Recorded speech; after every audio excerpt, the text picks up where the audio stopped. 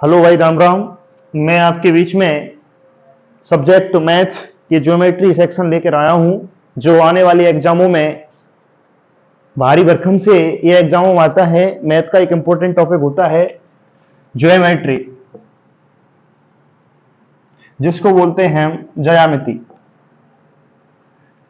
दोस्तों, ये जो टॉपिक होता है ज्योमेट्री, एक ऐसा टॉपिक है, यानी कि जो भी एनी एग्जाम होती हैं उनमें ये टॉपिक, जैसे अपनी एसएससी सीजीएल की एग्जाम है, सबसे पहले हम एसएससी को टारगेट करते हुए एसएससी सीजीएल, इसमें जो इस एग्जाम में आने वाले जो क्वेश्चन होते हैं प्री एग्जाम में, जो प्री एग्जाम होती है वो प्री एग्जाम में कन्फर्म रूप से एक क्वेश्चन या दो क्वेश्चन आते हैं, और प्रत्येक क्वेश्चन एसएससी सीजीएल के एग्जाम में 2 नंबर का होता है। जो ये क्वेश्चन होते हैं वो 4 नंबर के होते हैं। यानी ज्योमेट्री से आने वाले जो क्वेश्चन होते हैं वो प्री में, यानी कि 1 या 2 क्वेश्चन या 3 भी, मैक्सिमम 3 क्वेश्चन भी आ जाते हैं, लेकिन आने वाले जो क्वेश्चन होते हैं वो 1 या 2 क्वेश्चन ही होते हैं। और ये टॉपिक एक इंपॉर्टेंट टॉपिक माना जाता है। पहले जो आने वाले टाइम में 2020 में जो मेंस लगती थी 2021 में, और 20 में जो मेंस लगती थी उसमें जो मैथ आती थी वो 100 क्वेश्चन आते थे, और प्रत्येक क्वेश्चन 2 नंबर का होता था। तो उस समय जो ज्योमेट्री का एक इंपॉर्टेंट भाग था, आने वाले जो क्वेश्चन होते थे वो 10-15 या 8, यानी कि 8-9 क्वेश्चन या 8 या 9 क्वेश्चन आया करते थे। तो इसलिए ज्योमेट्री को इंपॉर्टेंट पोर्शन माना जाता था। अब आने वाले जो एसएससी सीजीएल प्री होता है उसमें मैक्सिमम 1 या 2 से 2 क्वेश्चन हमें देखने को मिलते हैं, और इसलिए एक और 2 क्वेश्चन करने के लिए हमें ज्योमेट्री पढ़नी पड़ती है। ज्योमेट्री एक लेंथी टॉपिक है दोस्तों, घबराना नहीं है। ये टॉपिक कम से कम 1.5 महीने या 1.5 महीने तो कंफर्म मान लो, 1.5 महीने में या 50 क्लास भी हो सकती है, शायद 50 क्लास में संभवतः ये टॉपिक पूरा हो जाता है। प्रत्येक टॉपिक को मैं 1 घंटे पढ़ाऊंगा, तो मैं इसको 50 दिन में करीबन मैक्सिमम पूरा खत्म कर दूंगा। अदर जो एग्जाम होती है, जैसे अपनी सीएचएसएल की एग्जाम होती है, सीएचएसएल की जो 10+2 लेवल की जो एग्जाम होती है, सीएचएस 10+2 लेवल की जो एग्जाम होती है, उसमें भी 1-2 क्वेश्चन प्री एग्जाम में देखने को मिलते हैं। अदर जो भी ऐसी एमटीएस की एग्जाम होती है, एमटीएस की एग्जाम में एडवांस में तो नहीं आती है, जबकि अदर जो एग्जाम होती है, स्टेट एग्जाम होती है, स्टेट है, पीसीएस है, आरएएस के जो प्री लगता है, उसमें भी ज्योमेट्री से कई बार क्वेश्चन 1 या 2 क्वेश्चन आ जाते हैं। और एक अपनी होती है रेलवे की जो एग्जाम होती है, रेलवे की जो एग्जाम होती है उसमें भी करीबन 1 या 2 या 3 क्वेश्चन देखने को हमें मिलते हैं एग्जामों में। इसलिए हम ज्योमेट्री को पढ़ते हैं। ज्योमेट्री एक इंपॉर्टेंट पार्ट है मैथ का, इसलिए ज्योमेट्री को हम पढ़ते हैं। अब चलते हैं ज्योमेट्री क्या होती है। ज्योमेट्री को पढ़ने के लिए हम सबसे पहले ज्योमेट्री टॉपिक पढ़ते हैं। हमने क्या क्या चीज सीखी ज्योमेट्री से। ज्योमेट्री में सीजीएल में 1-2 क्वेश्चन आते हैं, सीएचएसएल में 1-2 क्वेश्चन आते हैं, जो भी स्टेट एग्जाम होती है उनमें 1-2 क्वेश्चन आते हैं, या रेलवे से संबंधित कोई भी एसएससी जेई हुई या एनटीपीसी हुई या ग्रुप डी हुई, इन एग्जामों में आने वाले जो क्वेश्चन होते हैं वो 1 या 2 क्वेश्चन इन एग्जामों में देखने को मिलते हैं। देखिए दोस्तों, अब मैं ज्योमेट्री स्टार्ट करता हूं। ज्योमेट्री को स्टार्ट करने से पहले हमें कुछ बिंदुओं को पता होना चाहिए। सबसे पहले मुझे पता होना चाहिए कि पॉइंट क्या होता है। बिंदु, पॉइंट वह परिमाण है जिसकी कोई दिशाविहीन राशि क्या कहलाती है दोस्तों? पॉइंट कहलाती है। दिशाविहीन राशि क्या कहलाती है दोस्तों? इसको इंग्लिश में बोलते हैं पॉइंट, जिसकी कोई दिशा नहीं होती है। ये क्या है? पॉइंट।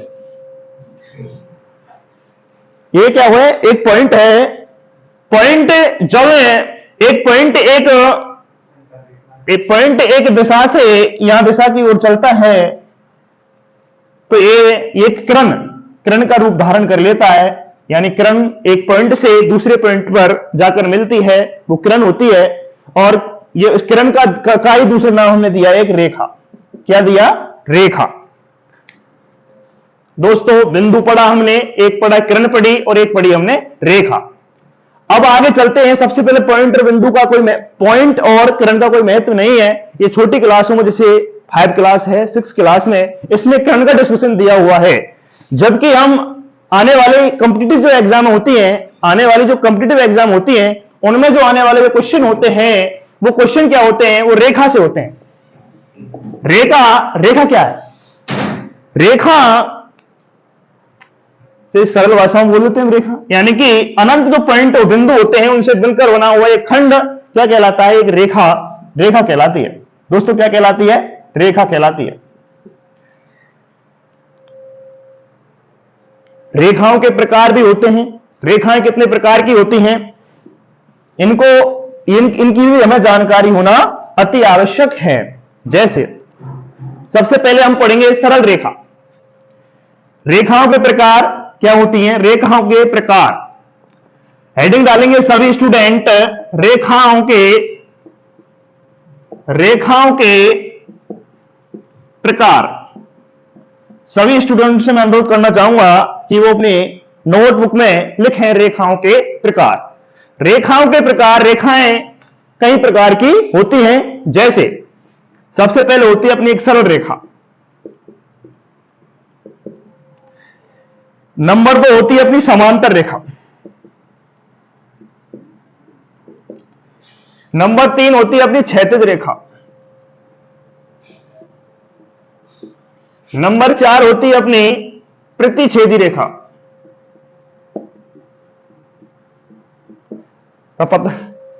नंबर 5 रेखा एक अपनी होगी सरल रेखा, समांतर रेखा, क्षैतिज रेखा, और एक प्रतिच्छेद रेखा। एक होती है अपने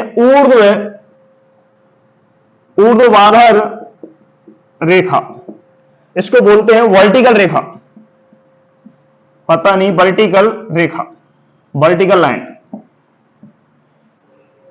हॉरिजॉन्टल लाइन बोलते हैं, क्रॉस लाइन बोलते हैं इसको, पैरेलल लाइन बोलते हैं इसको सिंपल लाइन बोलते हैं ना।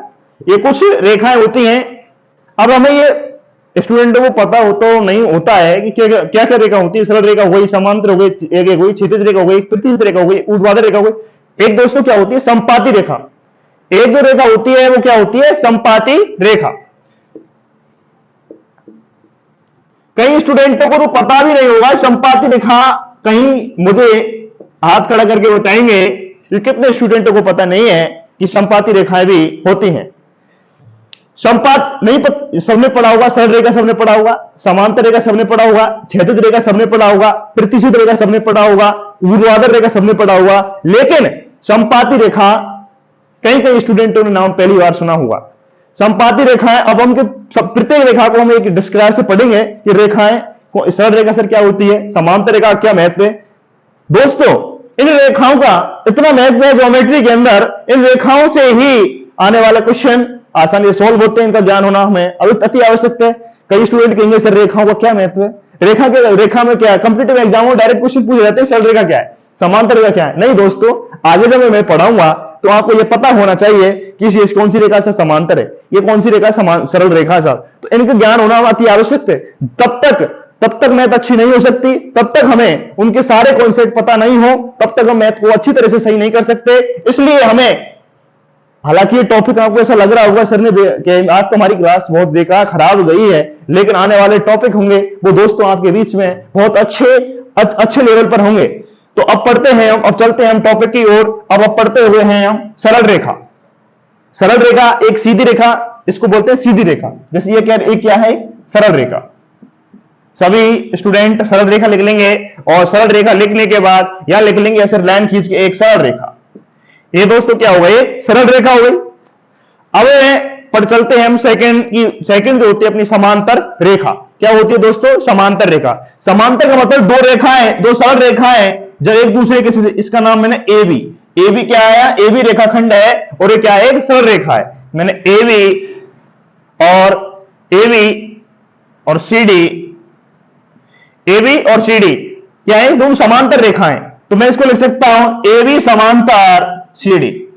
दोस्तों आपने थेल्सपिन में मीन पॉइंट थ्योरम जैसी थ्योरम में पढ़े होंगे, तो आपने निश्चित रूप से ऐसे लिखा हुआ देखा होगा। 9th क्लास में या 10th क्लास में आपने निश्चित रूप से देखा होगा कि इसको पढ़ते हैं दोस्तों एबी समांतर सीडी। यदि आपको यही पता नहीं होता कि समांतर रेखाएं क्या होती हैं, तो क्या निश्चित बता सकते थे? क्या नहीं बता सकते गुरुजी, हम नहीं बता सकते। इसलिए हमने समांतर रेखा को हमें बताना उचित समझा। अब चलते हैं सब क्षैतिज रेखा। सब क्षैतिज रेखा क्या होती हैं? क्षैतिज रेखाएं, दे रेखा क्षैतिज रेखा, जैसे ये क्षैतिज रेखा क्या होती है? जैसे ये अपनी ये क्या है? क्षैतिज रेखा है। क्या है? क्षैतिज रेखा। क्या है? क्षैतिज रेखा। और ये क्या है अपनी? ऊर्ध्वाधर रेखा। ये तो अपनी क्या हो गई? क्षैतिज। यानी ये जो होती है क्षैतिज, और खड़ी होती है वो क्या होती है दोस्तों? ऊर्ध्वाधर। खड़ी क्या होती है? ऊर्ध्वाधर। और ये क्या होती है? क्षैतिज। ये खड़ी क्या होती है? ऊर्ध्वाधर। और ये क्या होती है? क्षैतिज। आगे चलते हैं, फिर होती है अपनी प्रतिच्छेद रेखा। तो प्रतिच्छेद रेखा क्या होती है? प्रतिच्छेद रेखा में एक बार मिटा दो इसको, मिटा दो। लिख लिया सबने? लिख लिया।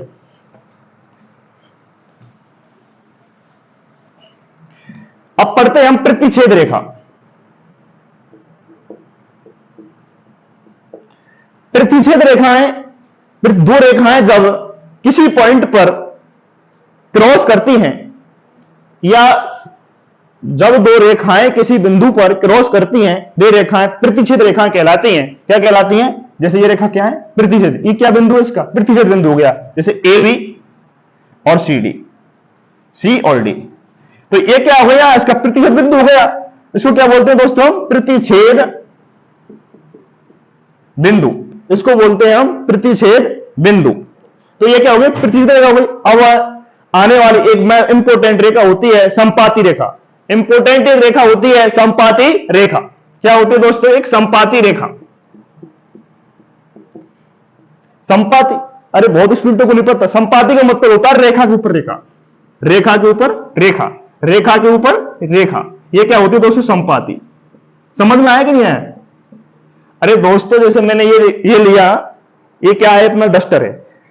मैंने इसके ऊपर डस्टर रख दिया, डस्टर के ऊपर डस्टर, ऐसे लाइन के ऊपर लाइन। ये क्या होती है? संपाती। क्या होती है दोस्तों? संपाती। It is clear? अब हमने रेखाओं को एक अच्छे लेवल पर लेकर रेखाएं पूरी कर ली। अब हम आगे आने वाले ज्योमेट्री के कॉन्सेप्ट की ओर बढ़ते हैं। थोड़ा सा हमने रेखा, दोस्तों मैंने रेखा को ज्ञान इसलिए कराया कि स्टूडेंटों को बहुत पता नहीं होता है कि रेखा क्या क्या होती हैं।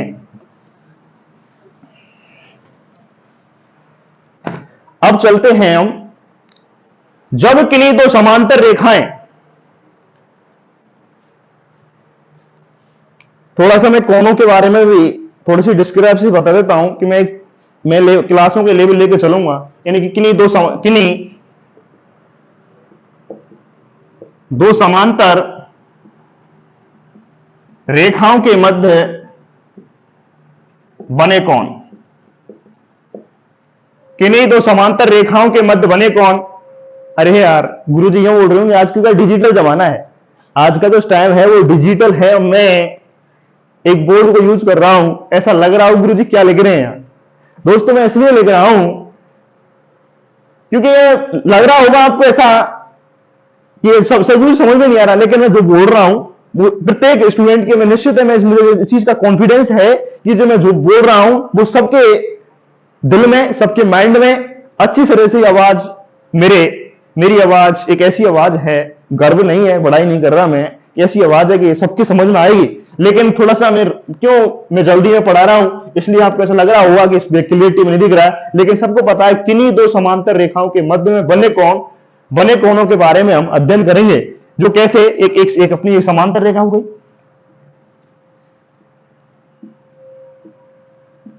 और एक अपनी एक तिर्यक रेखा हो गई। एक तिर्यक रेखा हो गई, ये तो किन्हीं ये तो क्या अपनी दोनों समांतर रेखा, और ये क्या हो गई? अपनी तिर्यक रेखा। इसको मैंने एल एम दे दिया, इसको मैंने एस और टी नाम दे दिया, इसको वाई और एक्स दे दिया। अब मैं इनका नामांकन कर लेता हूं, कौन फर्स्ट, कौन सेकंड, कौन थर्ड, कौन फोर्थ, कौन 5, कौन 6, कौन 7, कौन 8। मैं प्रत्येक स्टूडेंट से अनुरोध करना चाहूंगा, जो भी स्टूडेंट 9th में, 10th में या 12th में या कोई यानी कि कोई कंप्यूटर एग्जाम की तैयारी कर रहा है, ये जो क्लास है वो सभी स्टूडेंट के लिए इंपॉर्टेंट क्लास है। ऐसा नहीं है कि क्लास केवल केवल एक कॉम्पिटिटिव एग्जाम के लिए तो मकसद से क्लास इंपॉर्टेंट है, क्योंकि आने वाले यानी कि जो 9th क्लास की जो मैथ है उसमें जो ज्योमेट्री पोर्शन है, हालांकि ये 7th या 8th या 7th क्लास में ये पढ़ा दिए जाते हैं, लेकिन आने क्योंकि धीरे धीरे सबको पता है यार, कॉलेजों मस्ती की हमने, किसी ने बीएससी की, किसी ने बीए की, किसी ने बीटेक की, किसी ने पॉलिटेक्निक की, क्या पता यार कौन पढ़ता है, सब लोग भूल जाते हैं। अरे 9th 8th 10th कब की हुई होती है पता नहीं होता, लेकिन कॉम्पिटिटिव एग्जामों तो आते हैं सर। मैंने कई एग्जामों में, स्टेट की एग्जामों में, कई एग्जामों में डायरेक्ट इस कॉन्सेप्ट से मैंने क्वेश्चन आते हुए देखे हैं, तो इसलिए मैं इस टॉपिक को पढ़ाना उचित समझता हूं। लेकिन आने वाले वो टाइम में आजकल टीचर पढ़ाते हैं कॉन्सेप्ट, लेकिन 1 मिनट में इस टॉपिक को पूरा कर देते हैं, इस टॉपिक को पूरा कर देते हैं। इसको पढ़ने से पहले हमें थोड़ा सा ज्ञान होना चाहिए। क्या ज्ञान होना चाहिए? आसन कोण, एकांतर कोण, सरल कोण, शीर्षाभिमुख कोण, ये जो कोण होते हैं ना, इनका हमें ज्ञान होना चाहिए। देखिए कोण यानी एकांतर कोण कौन सा सर, इसमें से आसन संगत कोण कौन सा सर, इसमें से आसन संगत कोण और आसन कोण एक ही बात होती है, संगत कोण और आसन कोण एक ही बात होती है। देखिए अब एकांतर कोण कौन से होते हैं दोस्तों, इसमें एकांतर कोण। अब मैं क्लास को थोड़ा सा स्पीड में लूंगा, कैसे लूंगा स्पीड, नंबर 1 में पढ़ूंगा एकांतर कोण कौन कौन से होते हैं। किन्हीं दो एकांतर कोणों का योग कितना होता है? 180। किन्हीं दो संगत कोणों का योग कितना होता है? 180। देखिए एकांतर कोण कौन कौन से हैं, सिली मिस्टेक, यानी कि एक कोण और एक कोण क्या होते हैं, दोनों बराबर होते हैं। संगत कोण होते हैं उनका कोण 180 होता है ना, लेकिन एकांतर कोण क्या होते हैं, दोनों ये बराबर होते हैं। और ये संगत कोण ये कोण को बराबर होते हैं, ये कोण और ये कोण बराबर होते हैं। कोण 3 बराबर कोण 6, कोण 3 इक्वल कोण 6, कोण 5 इक्वल कोण 4 इक्वल कोण 5। ये क्या होते हैं, दोनों एकांतर कोण होते हैं। और एकांत ये कौन से कोण होते हैं, एकांत ये तो कौन कौन से होते हैं, थोड़ा सा एक ये बताना चाहूंगा, इसमें अंत्य कोण कौन कौन से हैं, ऐसे पूछ लिया जाता है। किन्हीं दो समांतर रेखाओं के मध्य में बने अंत्य कोण कितने होते हैं? 4। और किन्हीं दो समांतर रेखाओं के बाएं कोण कितने होते हैं? 4। कौन कौन से होते हैं बाएं कोण? 1 2 7 5। अंत्य कोण कौन कौन से होते हैं? 3 4 5 6। ये क्या हो गए अपने अंत्य कोण हो गए। अब इनमें भी क्या होते हैं, एकांतर अंत्य कोण और बाह्य अंत्य कोण। तो एकांतर कोण कौन कौन से होते हैं? ये दोनों कोण बराबर होते हैं, 3 और 6 और 4 और 5। ये क्या हो गए अपने अंत्य एकांतर कोण। बाह्य एकांतर कोण कौन कौन से होते हैं? बाह्य 2 7 1 5। 2, लेकिन ये पढ़ाने की जरूरत नहीं है, थोड़ा समझ लो, हवा में समझ लो। 2 7 1 5 ये क्या हो गए अपने वहां एकांतर अंत्य कोण। अब पढ़ते हैं हम कौन कौन से शीर्षाभिमुख कोण।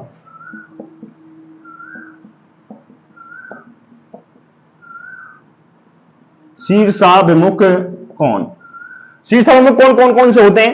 जैसे शीर्षाभिमुख कोण 1 4 2 3, कोण 1 बराबर कोण 2, कोण 3 बराबर कोण 4, ऐसे ही कोण 6 बराबर कोण 7 और कोण 5 बराबर कोण 8।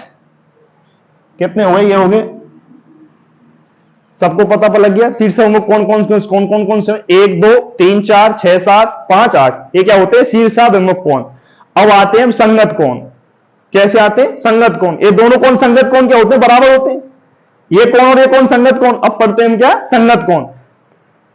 सभी स्टूडेंट में अनुरोध करना चाहूंगा कि प्लीज लिख लें, जिसने लिख लिया हो तो मैं इसे मिटाने की कोशिश करूंगा। अरे सॉरी यार, 4 5 6 7 और 8, मैं इनको मिटाने की कोशिश करूंगा।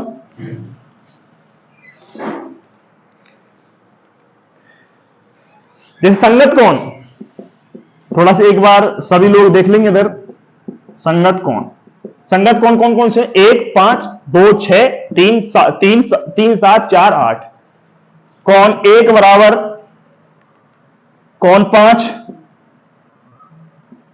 कोण 2 बराबर कौन 6, कौन 3 बराबर,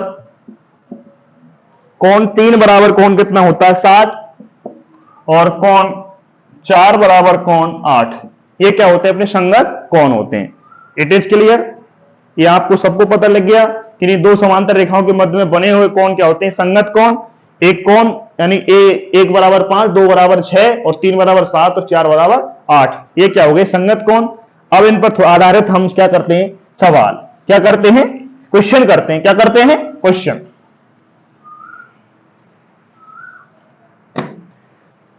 क्वेश्चन जो कैसे दिए जाते हैं, जैसे समांतर रेखा, जितनी भी समांतर रेखा हो, एक और नोट डाल के लिख लूं सब स्टूडेंट, यानी कितनी भी समांतर रेखा हो तो उन पर बनने वाले कोण, प्रत्येक कोण क्या होता है? समान होता है। कैसे? ये 2 समांतर है, ये 3 समांतर रेखा है, इसके अंदर में तिर्यक रेखा है। यहां कौन क्या हो? 1, कौन 2, 3, 4, 5, 6, 7, 8, और इस पर बनने वाले कोण भी क्या होंगे? 1, 2, 3, 4, यानी कि प्रत्येक कोण क्या होते हैं? समान होते हैं। ये आप इस पर आधारित भी क्वेश्चन में देखने को मिलते हैं। मैं इस टॉपिक को मैं एक हवा में लेता हूं। अब आगे चलता हूं, इस पर आने वाले आधारित क्वेश्चन, इस कॉन्सेप्ट पर आधारित क्वेश्चंस क्या होते हैं? जैसे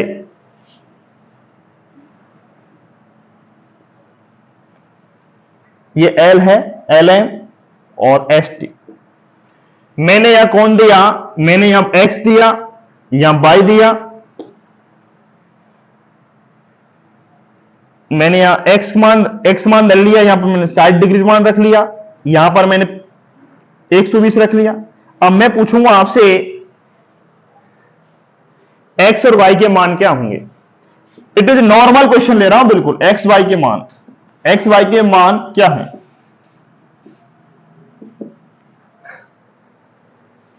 एसएससी सीजीएल की तैयारी करने वाले स्टूडेंटों को बड़ी हंसी आ रही होगी। क्या मस्त विरोधी है यार, इतना सरल क्वेश्चन कौन नहीं बताएगा इसको कौन नहीं बता पाएगा? तो देखिए, इसके सामने वाला बता, क्या मैंने पढ़ाया सीटों में कौन क्या होते हैं? अरे इसके सामने वाला ये और इसके सामने वाला ये दोनों क्या होते हैं? बराबर होते हैं। तो x बराबर कितना होता है? 60 डिग्री, और y बराबर कितना होता है? 120 डिग्री। It is clear. ऐसा एग्जाम्पल मैंने इसलिए लिया कि बड़ी बड़ी चीजों के एग्जाम्पल ले लेते हैं तो वो लंबे समय तक याद नहीं रहते हैं, और ऐसे कुछ एग्जाम्पल लें तो हमें एक कॉन्सेप्ट, हमें ये जो मैंने क्वेश्चन कराया वो एक कॉन्सेप्ट के माध्यम से कराया, क्योंकि हमें ये पता होना चाहिए कि ये कॉन्सेप्ट के माध्यम से हमें लंबे समय तक सीधे कौन को हम याद रख सकते हैं।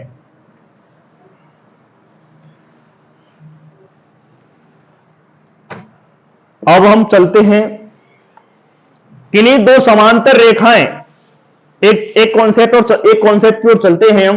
क्या कौन सा कॉन्सेप्ट है? किन्हीं लिखेंगे, सभी स्टूडेंट लिखेंगे, मैं बोल के लिखा रहा हूं, फिर उसको मैं समझाऊंगा। पहले समझ लेते हैं, फिर बाद में लिखेंगे ना। एक समांतर रेखा यह है और एक समांतर रेखा यह है, और इनकी ये तिर्यक रेखा हो गई। मैं कहूंगा इस समांतर रेखा, ये समांतर रेखा है, इस बिंदु का समद्विभाजक यह हो गया, इस बिंदु का समद्विभाजक, और इस बिंदु का समद्विभाजक जिस बिंदु पर मिलते हैं, इस बिंदु का समद्विभाजक मैं इसका नामांकन कर देता हूं एस टी, एक्स वाई, और मैंने इसको ओ रख लिया, यहां इसको पी रख लिया है ना, ये बिंदु पी हो गया, और इसको मैंने के रख लिया है ना। इस बिंदु का क्या है? एक समद्विभाजक हो गया, और इस बिंदु का एक समद्विभाजक हो गया, और इस बिंदु का समद्विभाजक और इस बिंदु का समद्विभाजक इस बिंदु पर जाकर मिलते हैं, तो ये बनने वाला कोण क्या कहलाता है? 90 डिग्री। क्या कहलाता है दोस्तों? 90 degree. It is important question. इससे आने वाले क्वेश्चन कई एग्जाम में डायरेक्ट पूछा हुआ क्वेश्चन है। यानी कैसे क्वेश्चन आएगा आपको? किन्हीं 2 समांतर रेखाओं के मध्य में, जब किन्हीं 2 समांतर रेखाएं जिस बिंदु पर प्रतिच्छेद करती हैं, उसका समद्विभाजक, किन्हीं 2 बिंदुओं को समद्विभाजक जिस बिंदु पर जाकर मिलता है, वो उस पर बनने वाला कोण कितने डिग्री का होता है? वो 90 डिग्री का होता है। दोस्तों कितने डिग्री का होता है? 90 डिग्री का होता है। ऐसे ही फिर अगला कॉन्सेप्ट क्या होगा आगे, यानी कि बनने वाली जो आकृति क्या होगी, यानी कि दो समांतर रेखाएं जब दोनों बिंदुओं पर प्रतिच्छेद करें तो बनने वाला आकृति क्या होगी, वो दोस्तों आयत होती है। क्या होती है? इस पे ये बन गया और यहां से ये बन गया, तो ये भी कितने डिग्री का बन जाएगा, यहां से 90 डिग्री का, लेकिन लग नहीं रहा है ऐसा, ये भी 90 डिग्री का बन जाएगा। तो बनने वाली जो आकृति है वो क्या कहलाती है, वो आयत कहलाती है। क्या कहलाती है? आयत कहलाती है। ये 90, ये 90, ये भी 90, ये भी 90 डिग्री हो गया, यानी आमने आने वाले कोण ये दोनों क्या हो गए, चारों कोण बराबर हो गए, ये भुजा भी बराबर हो गई। लेकिन ये बराबर नहीं है, क्या नहीं है? बराबर नहीं है, तो क्या बनना है? आयत। क्या बना है? आयत। तो लिखेंगे, हेडिंग डाल के सभी लिखेंगे, किन्हीं दो समांतर रेखाएं जब किसी बिंदु पर, किन्हीं दो समांतर रेखाएं के किसी बिंदु से जब समद्विभाजित, दोनों बिंदुओं से समद्विभाजित बिंदु खींचा जाता है तो बनने वाला जो एंगल होता है वो 90 डिग्री का एंगल होता है। और जब यानी कि दोनों साइडों से जब समद्विभाजित बिंदु लिए जाते हैं तो बनने वाली जो आकृति होती है वो आयत होती है। It is clear. अब हम रेखाओं के आधारित क्वेश्चनों को, रेखाओं और कोणों पर आधारित क्वेश्चन पढ़ चुके हैं। अब आते हैं हम एंगल की तरफ। क्या किसकी तरफ आते हैं? कोण की तरफ। रेखा पढ़ी हमने, कोण। किसकी तरफ आते हैं हम? कोण।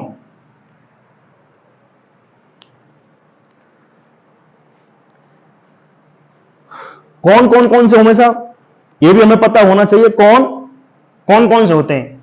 एक अपना होता है सबसे पहले न्यून कोण। कोणों के प्रकार, कोणों के प्रकार, कोणों के प्रकार कौन कौन से होते हैं? एक अपना होता है न्यून कोण, नंबर 2 होता है अपना समकोण, नंबर 3 होता है एक न्यून कोण समकोण, नंबर 3 होता है अपना अधिक कोण, नंबर 4 होता है अपना सरल कोण,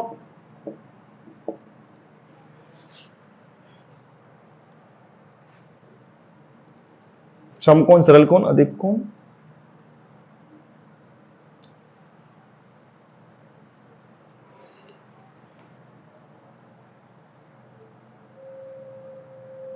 एक अपना होता है ऋजु कोण या पूर्ण कोण बोलते हैं उसको।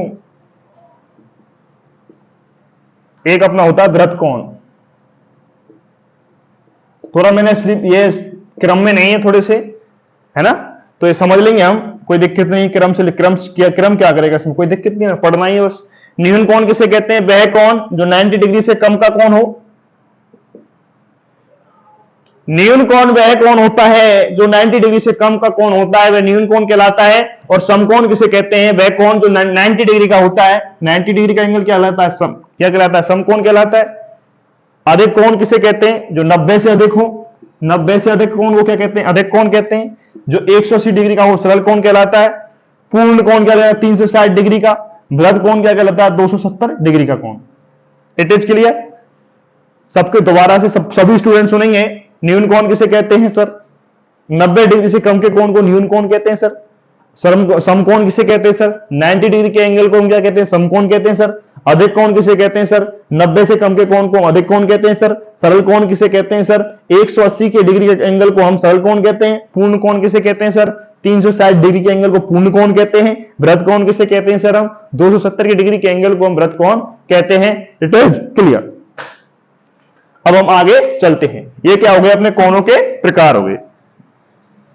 कोणों के प्रकार हो गए। अब हम आगे जो कितने मिनट की हो गई?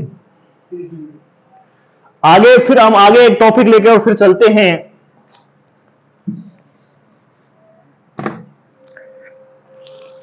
अब हम टॉपिक लेके चलेंगे त्रिभुज। क्या पढ़ेंगे? कोण पढ़ लिए हमने, थोड़ा सा एक दो क्वेश्चन कर लेते हैं कोणों पर आधारित। लेकिन त्रिभुज पढ़ने से, त्रिभुज पढ़ेंगे तभी हम कोणों पर आधारित सवाल करेंगे, तो त्रिभुज ही पढ़ते हैं ना, त्रिभुज पढ़ते हैं ना। अब चलते हैं हम त्रिभुज। क्या पढ़ते हैं हम? त्रिभुज। सबसे पहले त्रिभुज पढ़ते हैं। तीन भुजाओं से गिरी हुई बंद आकृति को हम त्रिभुज कहते हैं। तीन भुजाओं से गिरी हुई बंद आकृति को त्रिभुज कहते हैं। और त्रिभुज के कुछ इंपॉर्टेंट पॉइंट पढ़ेंगे। त्रिभुज में कितनी भुजाएं होती हैं? 3 होती हैं। त्रिभुज में कितनी भुजा होती हैं? त्रिभुज में 3 भुजा होती हैं। भुजा कितनी होती हैं? 3 होती हैं। त्रिभुज में शीर्ष कितने होते हैं? 3 होते हैं। त्रिभुज में कोण कितने होते हैं? कोण भी 3 होते हैं। त्रिभुज में केंद्रक कितने होते हैं?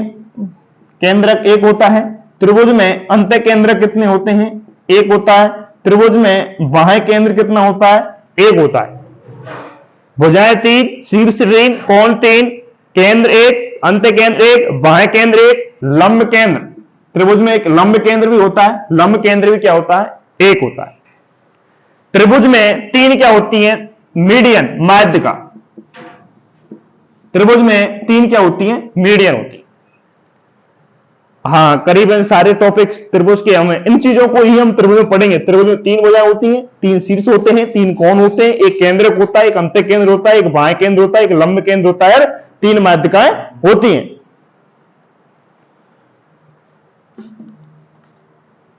सबसे पहले हम त्रिभुज की परिभाषा, यही त्रिभुज की क्या है? परिभाषा। यही क्या है? त्रिभुज की परिभाषा। लेकिन जो रियलिटी में जो 5वीं या 6वीं क्लास में जो परिभाषा पढ़ाई जाती है वो त्रिभुज की परिभाषा क्या होती है दोस्तों? 3 भुजाओं से घिरी हुई बंद आकृति को हम त्रिभुज कहते हैं। 3 भुजाओं से घिरी हुई बंद आकृति को हम त्रिभुज कहते हैं। तो मैं कंपटीशन की एग्जाम करने वाले स्टूडेंटों से यही कहूंगा कि आप इस परिभाषा को रटने की बजाय आपको यह पता होना चाहिए कि त्रिभुज के अंदर क्या क्या चीज होती है। तो मैं एक बार बोल के दोबारा तुम्हें याद हो जाए, इसलिए मैं आपको दोबारा बोलने की कोशिश करूंगा। त्रिभुज में 3 भुजाएं होती हैं। त्रिभुज में 3 शीर्ष होते हैं। त्रिभुज में 3 माध्यिकाएं होती हैं। त्रिभुज में एक लंब केंद्र होता है। त्रिभुज में एक केंद्रक होता है। त्रिभुज में एक बाह्य केंद्र होता है। त्रिभुज में एक अंत्य केंद्र होता है।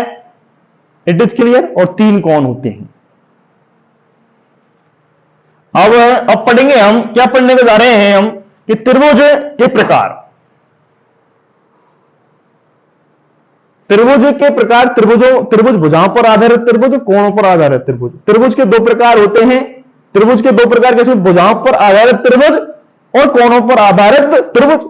ये सब भुजाओं पर आधारित त्रिभुज, ये तो पहली बार पढ़ रहे हैं सर। हमें तो कभी पढ़ा ही नहीं 9th और 10th में कि भुजाओं पर आधारित और कोणों पर आधारित त्रिभुज। लेकिन दोस्तों कंपटीशन में ऐसा ही होता है, पढ़ना ही पड़ता है। देखिए, त्रिभुज के 2 प्रकार होते हैं। भुजाओं पर आधारित त्रिभुज, भुजाओं पर आधारित त्रिभुज। भुजाओं पर आधारित त्रिभुज के 3 प्रकार के होते हैं। भुजाओं पर आधारित त्रिभुज 3 प्रकार के होते हैं। नंबर 1 त्रिभुज जो होता है वो कौन सा होता है? भुजाओं पर आधारित त्रिभुज 3 प्रकार के होते हैं। एक नंबर 1 त्रिभुज होता है अपना, क्या होता है अपना त्रिभुज? एक होता है समबाहु त्रिभुज। नंबर 2 होता है अपना समद्विबाहु त्रिभुज। और नंबर 3 होता है अपना समद्विबाहु त्रिभुज। विषमबाहु त्रिभुज, समद्विबाहु तो लिख दिया ना, विषमबाहु त्रिभुज। एक तो होता है समबाहु त्रिभुज, एक समद्विबाहु त्रिभुज, एक विषमबाहु त्रिभुज। ये त्रिभुज के प्रकार हो गए। त्रिभुज 3 प्रकार के होते हैं, समबाहु त्रिभुज, समद्विबाहु त्रिभुज और विषमबाहु त्रिभुज। अब पढ़ेंगे इनकी परिभाषा।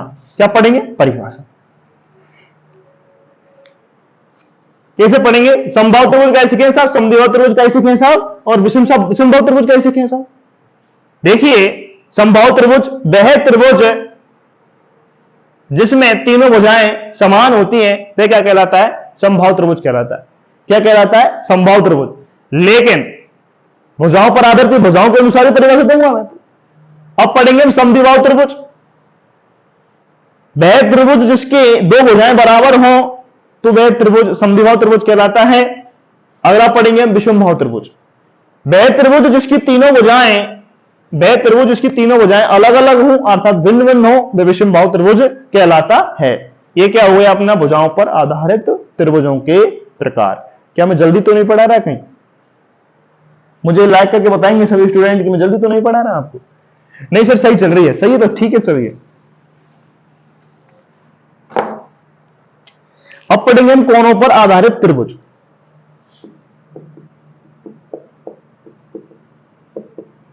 कोणों पर आधारित त्रिभुज के प्रकार। कोनों पर आधारित त्रिभुज के प्रकार। कोनों पर आधारित त्रिभुज तीन प्रकार के होते हैं। कोनों पर आधारित त्रिभुज तीन प्रकार के होते हैं। नंबर एक, कोनों पर आधारित त्रिभुज तीन प्रकार के, तो नंबर एक होता है अपना, कौन सा होता है, न्यून कोण, न्यून कोण त्रिभुज। नंबर दो होता है अपना न्यून कोण त्रिभुज हो गया। नंबर दो होता है अपना समकोण त्रिभुज। और अपना नंबर तीन अपना हो गया न्यून कोण समकोण, एक होता है अधिक कोण त्रिभुज।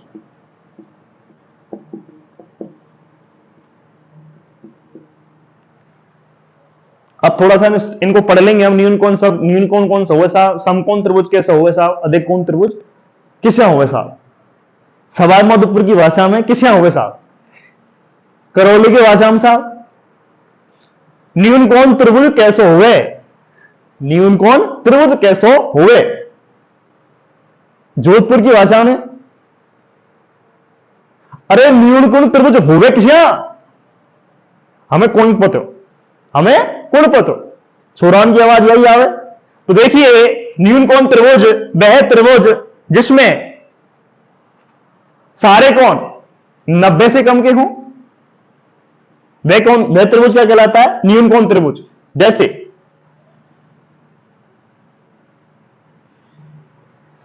या काका को नाम तो मैंने 45 रख दिया, या नाना को नाम मैंने कितना रख दिया 45, या नाना को नाम मैंने, या नाना को नाम 55 रख दिया। 55 और 45 कितने हो गए, 50, कितने हो गए 100। तो या नाना को नाम मैंने कितने 80 रख दिया। तो दोस्तों यही क्या है, न्यून कोण त्रिभुज। या मामा को नाम तो मैंने कहा रख दिया 45, और या मम्मी को नाम रख दिया मैंने 55, और या काका को नाम रख दिया मैंने 80। मैं इनको नामांकन कर देता हूं, ए इसका नाम है बी और ये है सी। सभी स्टूडेंट समझ रहे होंगे कि न्यून कोण वह त्रिभुज होता है जिसमें प्रत्येक कोण 90 डिग्री से कम का कोण हो, वह न्यून कोण त्रिभुज कहलाता है।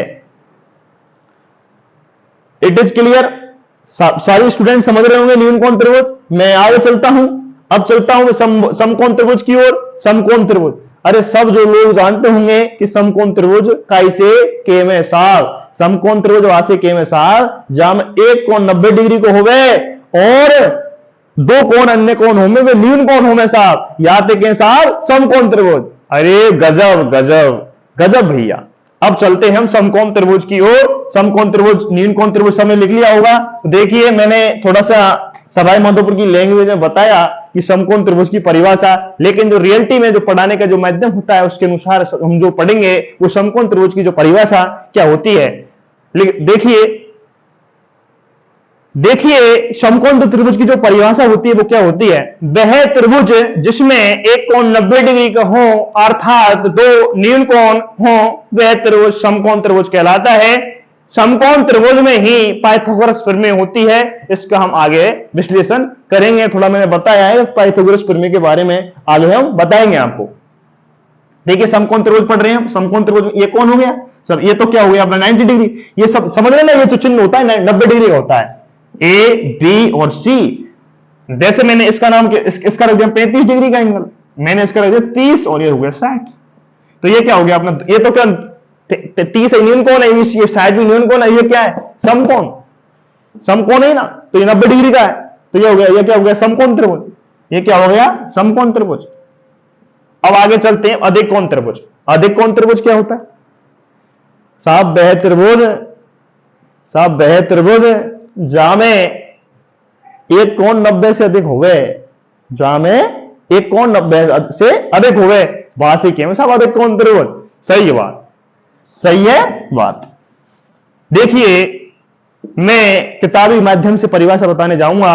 वह त्रिभुज जिसमें एक कोण 90 से अधिक का हो, वह त्रिभुज अधिक कोण त्रिभुज कहलाता है। क्या कहलाता है दोस्तों, अधिक कोण त्रिभुज। या कोण लला सही बनाई है नहीं, या कोण अब तो मैं खूब पता 90 को जो कोण बने वो कते सीधो बने, क्या बने सीधो। लेकिन जब 90 से अधिक कोण होगा तो ये जो लाइन जहां से अधिक कोण बनाएंगे ना हम, वहां से कहीं कोण अलग है जाएगा, क्या जाएगा लला अलग है जाएगा, तो ये कोण का आएगा ना अधिक कोण त्रिभुज। तो मैं यहां को मान रख दूं, यहां से 110 के लगभग पहुंचे हुए ना, 110 एक बेस ज्यादा बने हुए हैं 110, या कौन को मान मैंने 30 रख दी, कितने को 110 और 30 140, तो या को मान रख दी मैंने 40। एक आएगा साहब अधिक कोण त्रिभुज। अब हमने तुम त्रिभुजन को ज्ञान कर लियो साहब, त्रिभुजन को ज्ञान कर लियो, त्रिभुज है। तो अब हम त्रिभुजों पर आधारित क्या करेंगे क्वेश्चन, बहुत क्वेश्चन आते हैं त्रिभुजों पर आधारित क्वेश्चन। अब होते हैं क्वेश्चनों का, हमने थोड़ा बेसिक बताया ज्योमेट्री के बारे में, अभी तो ज्योमेट्री स्टार्ट नहीं हुई है, ज्योमेट्री के कहते हैं ना, अब तो ट्रेलर है, अभी तो पिक्चर है, वाकई है।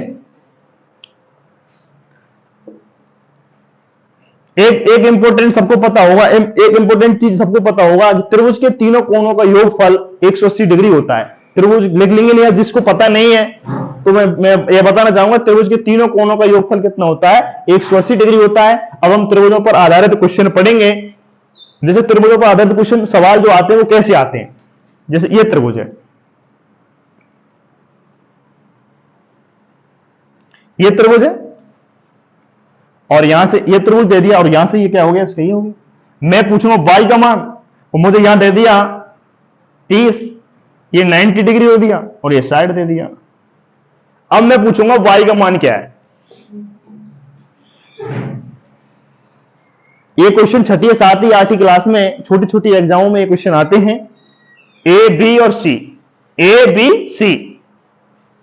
तो इसका मान क्या होगा, एक तो डायरेक्ट भी निकाल सकते हैं, इन दो कोणों का योगफल, एक तो क्या होता है कि ए और बी जो कोण होते हैं इनका योगफल ही क्या होता है, ये बराबर होता है 120। ऐसे निकाल लो। एक चीज का पढ़ेंगे हम, यानी कि एक रेखा पर ये कोण कौन सा बन रहा है, यानी एक रेखा पर बनने वाला कोण कितना होता है, 180 डिग्री होता है। तो ये दो कोण बनने हैं सेकंड, ये 60 का, तो 180 में 60 गया तो कितना होता है 120। तो हमने ये निकाल लिया 120, कितना हुआ यहां से y बराबर 120 दिया, कितना हो गया 60 डिग्री है, दोनों कोणों को 180 है, तो ऐसे भी 120 डिग्री का एंगल निकाल सकते हैं। ऐसे ही ये क्वेश्चन कैसे घूम के आएगा, आपको यहां 130 दे दिया, 130 दे दिया, यहां x दे दिया, यहां x दे दिया, यहां 50 दे दिया। अब आपसे पूछते जाएगा एंगल, यानी कि ये y दे दिया, आपसे पूछा जाएगा एक्स वाई के मान क्या होंगे, क्या होंगे, एक्स वह वाई के मान क्या है। ऐसे क्वेश्चन एग्जाम में, ग्रुप डी की एग्जाम जो होती है ऐसी एग्जाम होती है, लेकिन पढ़ना होता है, बेसिक नॉलेज होना बहुत जरूरी है कि हम आने वाली जो 6ठी, 7वीं, 8वीं क्लास की जो कॉन्सेप्ट है उनको भूल जाते हैं, इसलिए मैं बता रहा हूं। ऐसा लग रहा होगा कि इस क्लास का कोई लेवल नहीं है, लेवल को मैं धीरे धीरे बढ़ाऊंगा आने वाली क्लासों में। लेवल तो देखना अभी से क्या, अभी से ये तो पिक्चर है, ट्रेलर तो अभी से वाकई है। तो ये 130 हो गया, तो मैं इसको निकाल सकता हूं किससे, एक सरल कौन से निकाल सकता हूं, देख कितना हो जाएगा, 50 डिग्री का। तो ये 50 और 50 100, यानी त्रिभुज के तीनों कोणों का योगफल 180 होता है, तो ये 100 हो गया। तो ये कितना बचा यहां से 80, तो x बराबर कितना आ जाएगा 80, और y बराबर कितना आ जाएगा यहां से 50। It is clear, okay, thank you, tata, bye bye. मैं क्लास को यहीं ऑफ करना चाहता हूं।